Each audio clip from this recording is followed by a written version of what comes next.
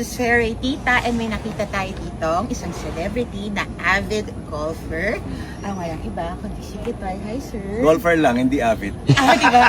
Hindi parang parati kita nakikita dito sa Hindi ako yun, Mrs. yung Queen. wife mo. So how long have you been playing golf? Nag-start ako 2006. Through Francis M. Si Francis Magalona nag-ano sa akin, nagyaya sa akin. Tapos, nung namatay siya 2009, tumigil na rin ako.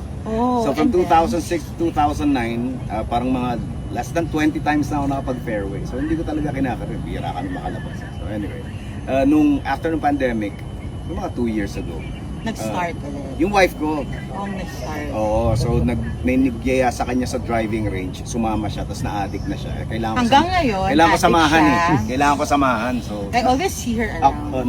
naobliga lang ako. What is your ngayon? What do you like about golf? Yung zen.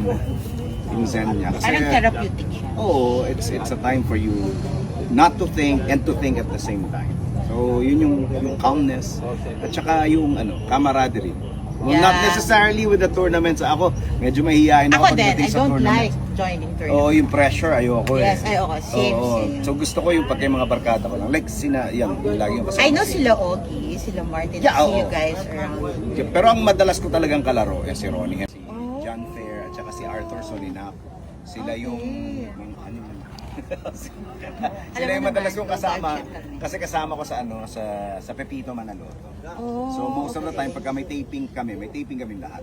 Pagka wala kaming taping, so libre kami. Pwede yun. Golf kayo. What is your advice for beginner golfers? Beginner golfers, don't rush it, just enjoy the moment. Enjoy the scenery. Galing naman yung kay Bossing, kay Vic Soto. Pagka medyo masama raw yung palo mo, appreciate mo lang yung nature. yung greens, yung tubig, kahit hindi masyado mabango. Yung sound ng mga ibon, yan particularly ako, yung sound ng birds. Gusto ko yan. Kasi feeling ko pagka na-appreciate yung mga birds, makaka-birdie ako. Thank you very much. Pero hindi totoo yun.